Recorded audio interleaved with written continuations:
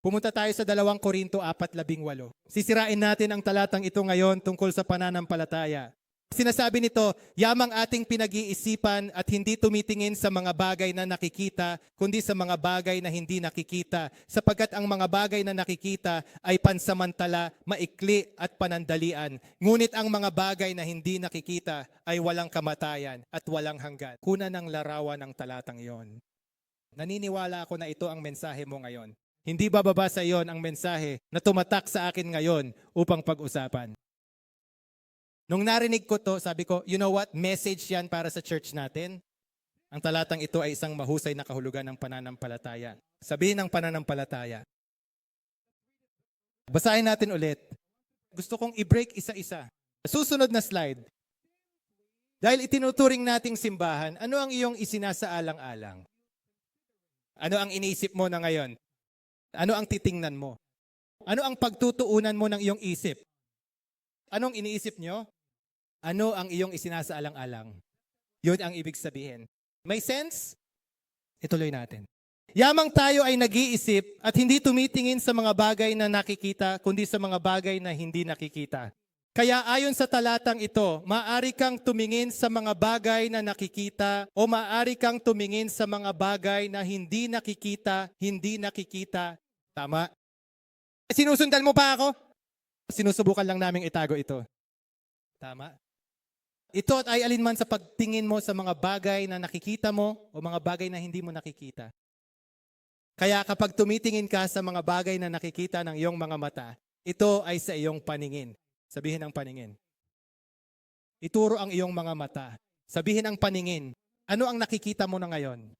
Kapag tumitingin ka sa mga bagay na hindi nakikita, iyon ay sa mga mata ng pananampalataya. Sabihin ang pananampalataya. Iba kasi dahil hindi mo ito nakikita, ngunit pinaniniwalaan mo ito. Ganyan ang pananampalataya. Alam mo na, hindi mo nakikita si Jesus pero naniniwala ka na siya ang anak ng Diyos. Tama ba? Naniniwala ka bang napunta siya sa krus? Tama ba? Bakit? Nakita nyo pumunta siya sa cross 2,000 years ago. Nakita mo ba siyang pumunta sa krus? Mahigit 2,000 taon na ang nakalilipas? Hindi. Nakikita mo ito sa pamamagitan ng iyong mga mata ng pananampalataya. Sabihin ang pananampalataya. Ito ang kahulugan ng pananampalataya. Napaka-applicable nito sa buhay. Naiintindihan mo ba hanggang ngayon? May katuturan ba ito? Okay, magpatuloy. Susunod na slide. Ipagpatuloy natin ang talata. Para sa mga bagay na nakikita ay temporal. Ano ang temporal? Maikling at panandalian. Ngunit ang mga bagay na hindi nakikita ay walang kamatayan at walang hanggan.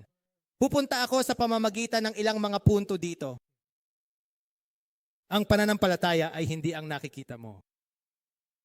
Faith ang tinitignan mo. Ha? Ano yon? Ulitin ko yan. Namnamin nyo to. Ang pananampalataya ay hindi ang nakikita mo. Faith ang tinitignan mo. Hindi ito pareho. Ang iyong nakikita at kung ano ang iyong tinitingnan ay hindi pareho. Ang pananampalataya ay hindi kailanman ang iyong nakikita. Kung hindi, hindi ito tinatawag na pananampalataya. Susunod na slide. Yung pagkakaiba ito. Sabi ng mundo, maniniwala ako kapag nakita ko ito. Tama? Hindi yan pananampalataya. Sabi ni Faith, kapag pinaniwalaan ko ito, saka ko ito makikita. Iyon ang pagkakaiba. Kailangang unahin ang paniniwala. Lumingon sa iyong kapwa at sabihin, ang paniniwala ay dapat mauna.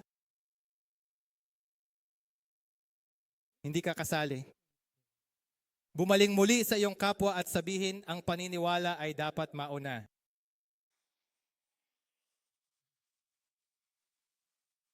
Kailangang unahin ang paniniwala. So you got to look at it as if it was like nangyari na. It already happened. Kahit hindi pa nangyayari, nangyari na. You got to be firmly persuaded, firmly convinced, like what Pastor Celeste always says, na alam mo, na alam mo, na alam mo, na alam mo. Tama ba? Lumingon sa iyong kapitbahay at sabihin na alam mo, na alam mo, na alam mo.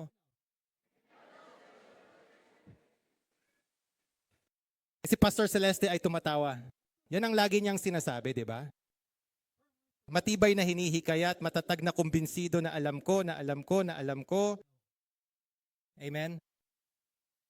Sinusundan mo ba ako? Okay. Kaya't kailangan mong ituon ang iyong isip, ang iyong mata ng espiritu, ang iyong mga mata ng pananampalataya sa pagtanggap na sa kung ano ang hindi mo nakikita ngayon sa iyong natural na mga mata. Kaya naman kung walang pananampalataya, imposibleng mapasaya ang Diyos. Dahil naglilingkod kami sa isang Diyos ng pananampalataya, ang lahat ng nilikha niya ay talagang sa pamamagitan ng pananampalataya. Tapos nagsalita siya. Basahin natin muli ang talatang iyon. Gusto kong bumalik sa talatang iyon. Susunod na slide. Susunod na slide. Yamang tayo ay nagsasaalang-alang at hindi tumitingin sa mga bagay na nakikita, kundi sa mga bagay na hindi nakikita. Sapagkat ang mga bagay na nakikita ay temporal, maikli at panandalian. Ang mga bagay na nakikita, iyon ang mga bagay na talagang nakikita mo, ay temporal ayon sa talatang ito. Ano ang ibig sabihin ng temporal?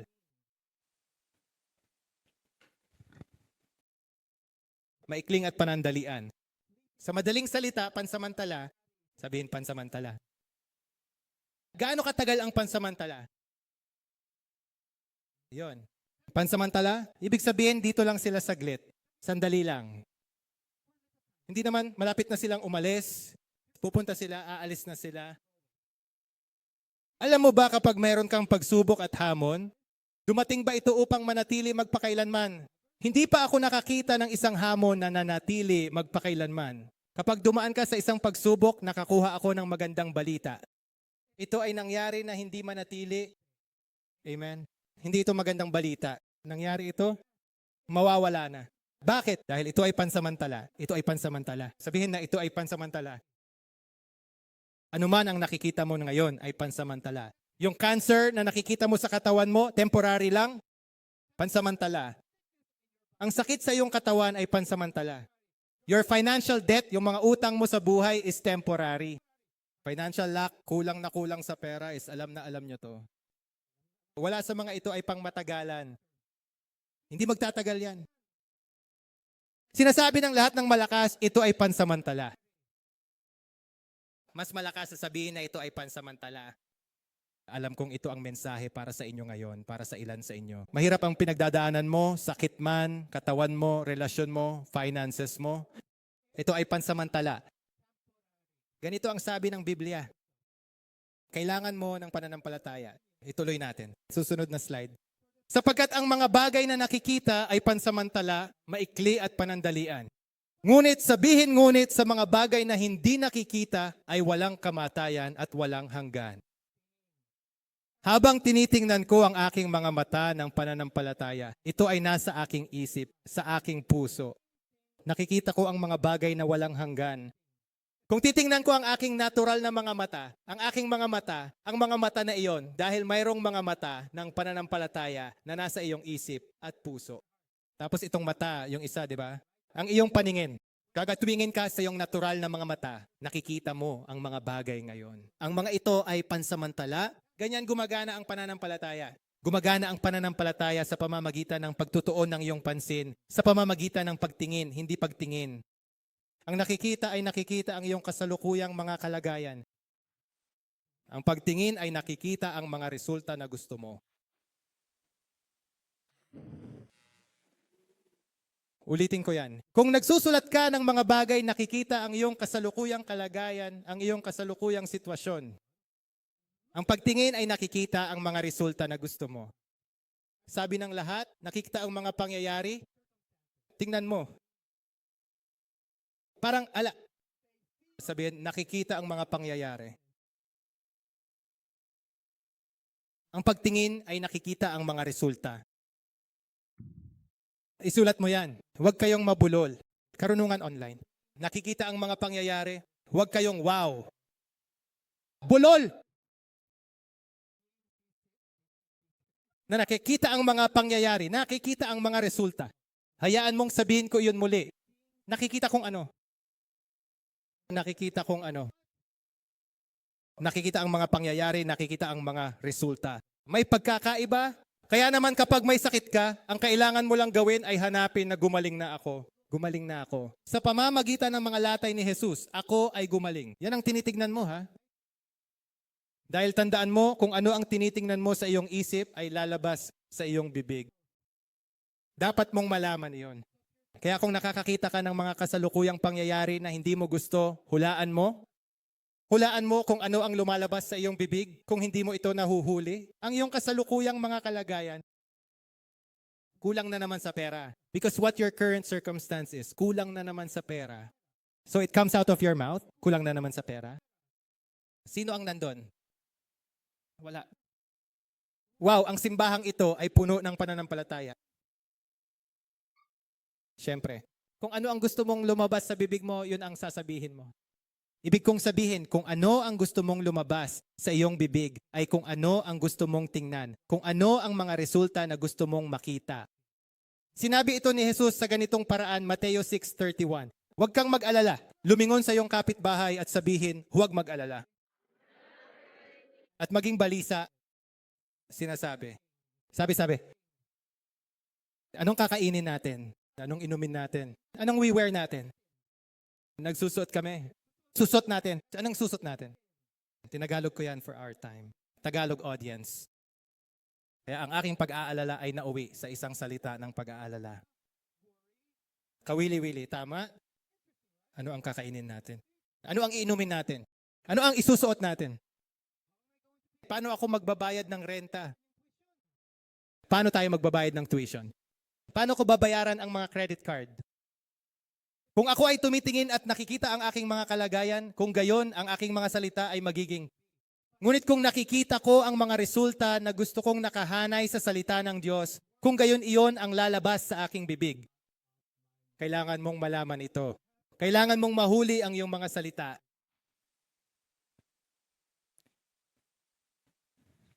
Kung kulang ka ngayon, ano ang masasabi mo? Binibigyan ako ng Diyos ng kapangyarihan upang makakuha ng kayamanan. Siya ang nagbibigay ng lahat ng aking pangangailangan ayon sa kanyang kayamanan sa kaluwalhatian sa pamamagitan ni Kristo Jesus. Ang Panginoon ang aking pastol. Wala akong pagkukulang. Tama? Pumila sa salita ng Diyos. Kung may sakit ka, ano ang sasabihin mo? Sa pamamagitan ng kanyang mga latay, ako ay gumaling. Hindi ko sinusubukang gumaling. Gumaling na ako. At sinasabi ko, ang sakit, umalis ka sa aking katawan ngayon din. Ang Diyos ay Diyos ng pagpapanumbalik. Ang aking Diyos ay muling nabuhay. Sa makatuwid katawan, muling mabuhay sa pangalan ni Jesus. Nakuha mo ba yon? Ganyan mo gawin. Kailangan mong magkaroon ng salita sa loob mo upang ito ay lumabas lamang. Tandaan, kung ano ang tinitingnan mo sa iyong isip ay lalabas sa iyong bibig. Amen? Isa sa mga pinakamahusay na paraan sa pamamagitan ng paraan upang palakasin ang iyong pananampalataya sa iyong pananalapi ay ang pagpahayag ng salita ng Diyos araw-araw. Susunod na slide. Talagang naipasa natin ito nung nakaraang linggo, ang reseta ng Diyos para sa kaunlaran. Ito ay puno ng mga pahayag, puno ng pananampalataya at mga talata sa Biblia. Susunod na slide. Ito ay yung pinaghiwa-hiwalay sa iba't ibang mga seksyon sa kaunlaran sa pananalapi, tagumpay sa pananalapi, pag-aalis ng utang, paglago sa iyong mga ipon, mga koleksyon ng perang inutang sa iyo, pagbabayad ng iyong mga buwanang bayarin. Ito ay magagamit sa ngayon. Kung gusto mo ng isa o gusto mong ibigay ang mga extra sa iyong mga kaibigan at pamilya, available ito sa aming registration desk.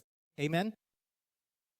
Sino ang gumagamit nito ngayon? Gusto ko lang makita mga 30, 40%. Dapat lahat kayo ay gumagamit nito. Ang galing talaga. Okay? Simbahan, natanggap mo ba ang mensaheng ito ngayon?